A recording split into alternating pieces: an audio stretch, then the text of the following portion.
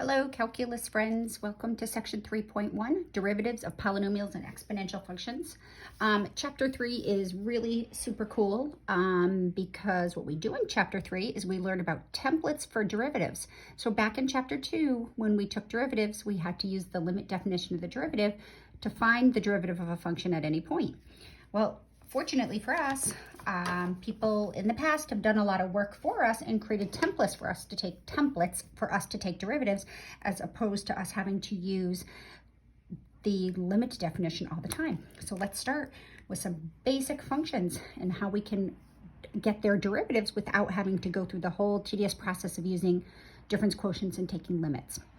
The very first thing is, and the most simple function, is a constant function. So if f of x is a constant function, then its derivative is just 0. And if you think about it logically, constant functions are just horizontal lines. So this would be the function f of x equals c. And the y-intercept would cross here at c. And if you're standing at any point on this curve, no matter where you are on the curve, the steepness is 0. The derivative is just the steepness of the curve at any point. And the steepness of any horizontal line is 0. So very simply, if you had the function, for example, if you had f of x equals, 37, the constant function 37, then the derivative at any point is just 0. If you had the function y equals -11, then the derivative, remember we have different notations, so I'll just, switch back and forth between them. We can call it y prime, we can call it dy dx, but in any case, if y equals -11, that's the constant function, the horizontal line that passes through -11 on the y-axis, the derivative is just 0. So pretty simple, and I have to be honest with you, this is by far the simplest derivative to take, but it's because of its simplicity, students tend to forget this one all the time, so don't make this harder than what it is. All right, the identity function, f of x equals x. Well, that's just the line y equals x, which is the diagonal line that goes through the origin and passes through quadrants, divides quadrants 1 and 3 in half. So this is the function y equals x. And this is just a linear function, and no matter where you stand on here, the slope is always 1. So the derivative of the identity function is just 1. So the derivative of x, just 1. That's simple. Again, it's the second simplest function, but it's one of the ones that students make the most mistakes with because they just complicate it unnecessarily. All right, so that's a linear function. That's just the linear function y equals 1x plus 0. So that's a specific case. The identity function is a specific case of a linear function. So let's look at linear functions in general. Y equals mx plus b. So this is our general form of a linear equation. M is the slope of the line, b is the y-intercept. Again, keeping in mind what derivatives are. Derivatives just measure the steepness of the curve at any point. So if we have a linear function, the steepness or the slope at any point is just the slope of the line. So if we're given a linear function, the derivative is just the slope. So let's suppose I have y equals 8x minus 21. Then the derivative is just 8. Because no matter where we stand on this curve, the derivative is just 8. Be careful. Let's suppose I had 2 minus 4x. What's the slope of this line? Well, don't let me rearranging the terms cause some confusion. The slope is always the constant that's touching x. So if we were to rewrite this, this would be -4x plus 2. And the derivative at any point is the slope, which is -4. So the derivative or the slope of any linear function at any point is just the slope of the line. All right, power functions. So if we have x, the variable x, to a constant power p, well, this one's really super cool. Anytime we have x to the power p, to find the derivative, we leave the x in place, we bring the power out front, so the power becomes the constant in front of the x, and then we drop the power by 1.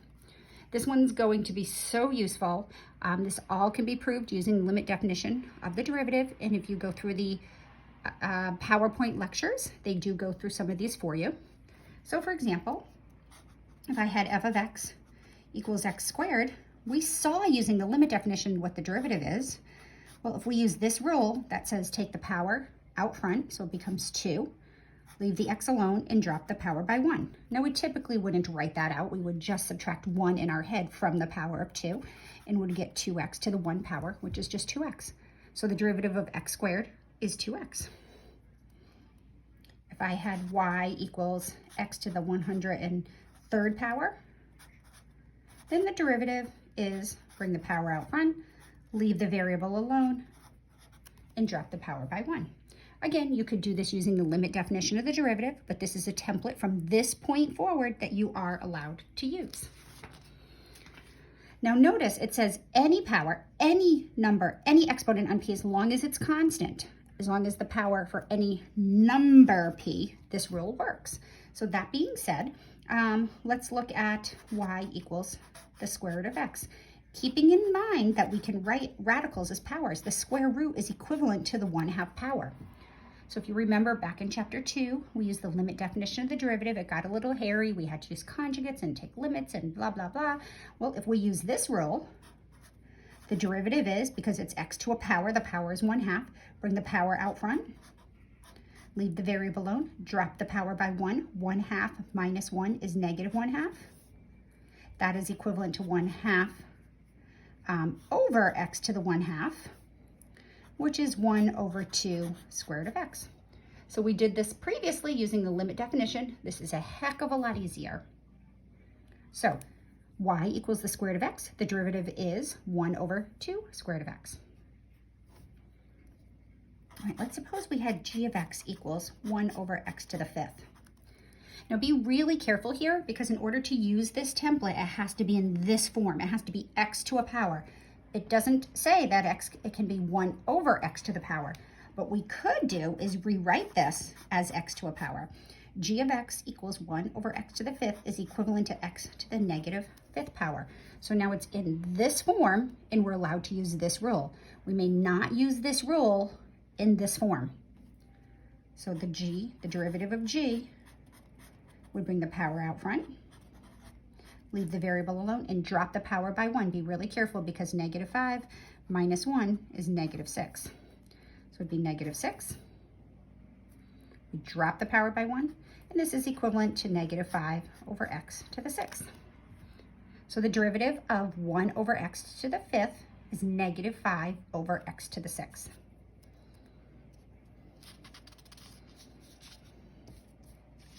So I'm just going to leave this here for a second, and I'm going to say a note: be really careful not to do this. And I hate even planting the seed. Don't do this.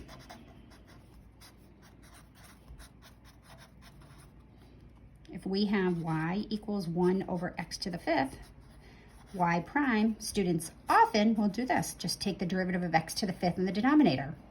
It is not true. Do not do this. Do not do this. You may not take the derivative of x to a power if it appears in the denominator of a fraction. And you can show that if you were to use a limit definition of the derivative with the function g of x equals 1/x to the 5th, the end result would be -5/x to the 6th, not 1/5x to the 5th. So not true. Don't do this. Do not do this. So if I had, let's say I had y equals 1/x to the 10th. Well, I always tell students to turn radicals, like this guy up here, or variables that appear in the denominator with a power, put it into the form x to a power. So x to the 10th in the denominator is equivalent to x to the 10th not in the denominator. So then the derivative is -10x, and -10 minus 1 is -11. Now this is a perfectly acceptable answer, but if you're doing your textbook homework, my guess is that they'll write the answer like this, and we'll put this -11 is not on that constant, it's only attached to the x, so the -10 stays put where it is, and we put the x to the -11 power, becomes x to the 11th power in the denominator. So this would be my final answer. Again, both acceptable answers, but the general rule of thumb is if we start with fractions with positive powers, we tend to end with fractions with positive powers. Let's look at this guy. Let's suppose I have f of x equals the 5th root of x. So again, x in the denominator, rewrite it as x to a power. All radicals you should write as x to a power. This is equivalent to x, well, the 5th root is equivalent to the 1/5 power. Radicals correspond to fractional powers. powers in the denominator correspond to negative powers. So now I'm going to take the derivative. F prime of x is equal to 1/5 x to the negative 4/5, because 1/5 minus 1 is negative 4/5. Now a negative power in a fraction, we could write it like this. X to the 4/5 in the denominator. We could turn that into a radical, but I'm running out of room, so this is a perfectly acceptable answer. All right, now be really careful if you have radicals in the denominator. What if I had the cube root of x in the denominator?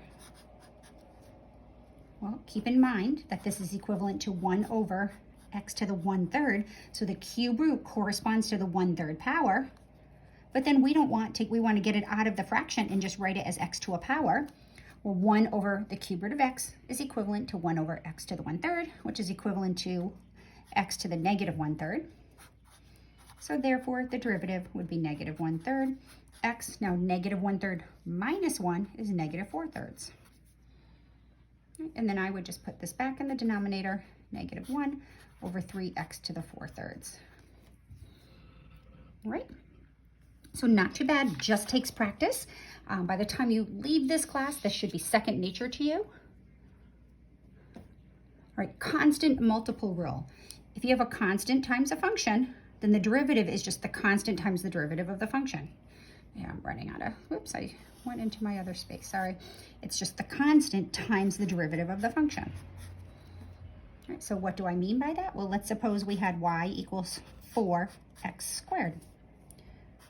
Well, the derivative is, well, we know the derivative of x squared, so this 4 is just going to go along for the ride. We're going to write the 4, and then we're going to ignore it.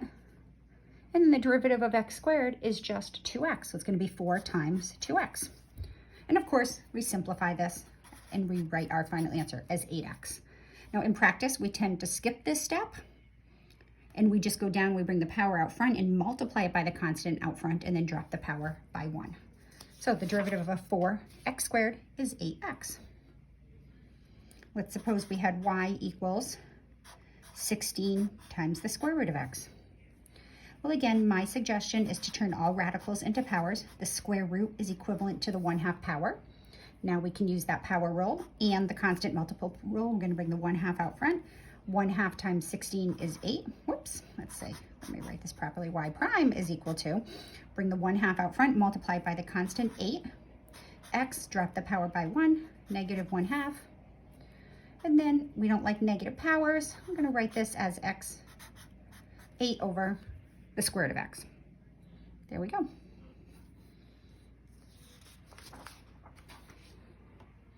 So from this point forward, if a question asks you to find the derivative, you are allowed to use the derivative rules. If on a test, the question says find the derivative using the limit definition of the derivative, then you will backpedal back to chapter 2 and you will show that the derivative is what it is by using the limit as x, h goes to 0 of x plus h, f of x plus h minus f of x, blah, blah, blah, all over h, okay? Sum and difference. Simple rule.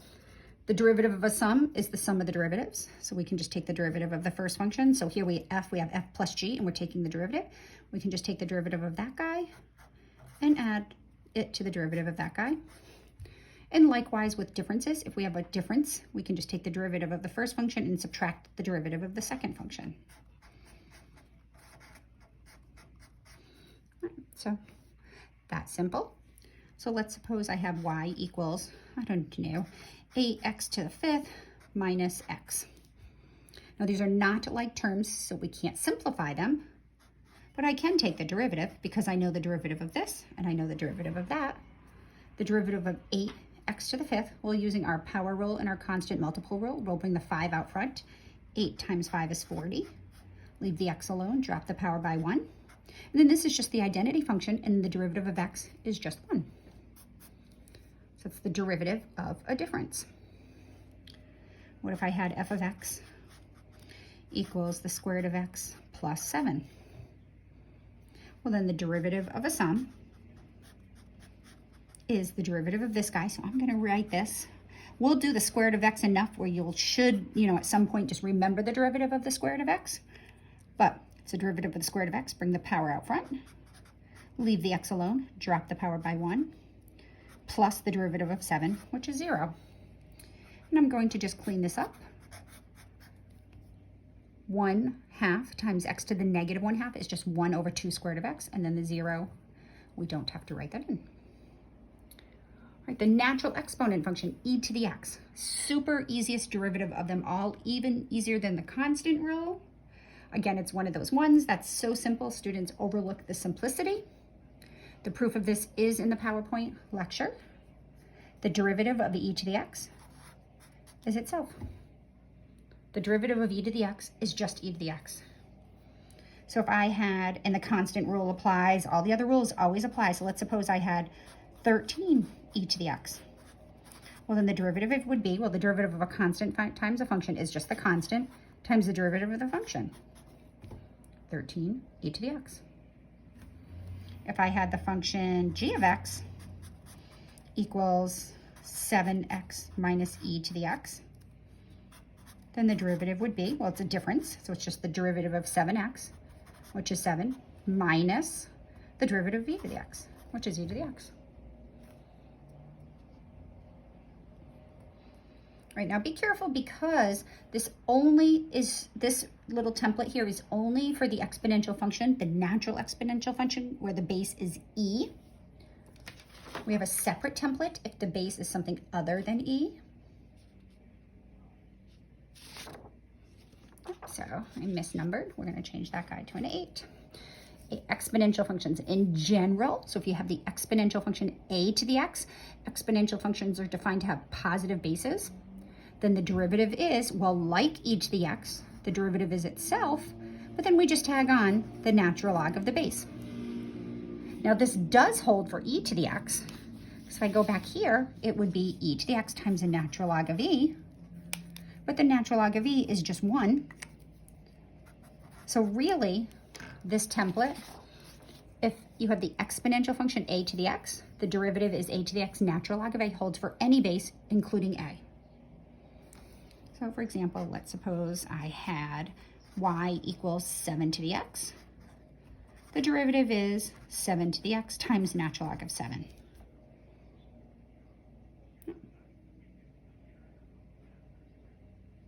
Right, careful. Be really super careful. Power functions and exponential functions are not the same. A power function, your variable is the base and the power is a constant. So the power is constant and x is your variable. And if you have a power function, it follows the power rule, where the derivative is bring the constant power out front, leave the variable alone, and drop the power by 1. So for example, y equals x to the 9th. The derivative would be 9x to the 8th. As opposed to an exponential function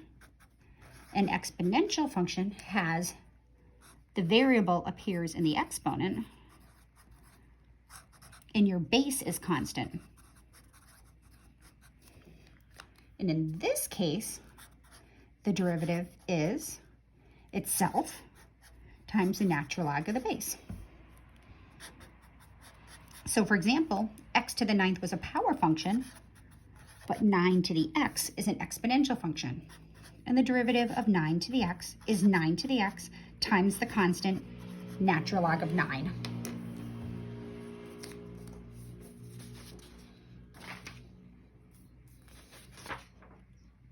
Right, looks like that's what I have for you in 3.1. See you in the next section, 3.2.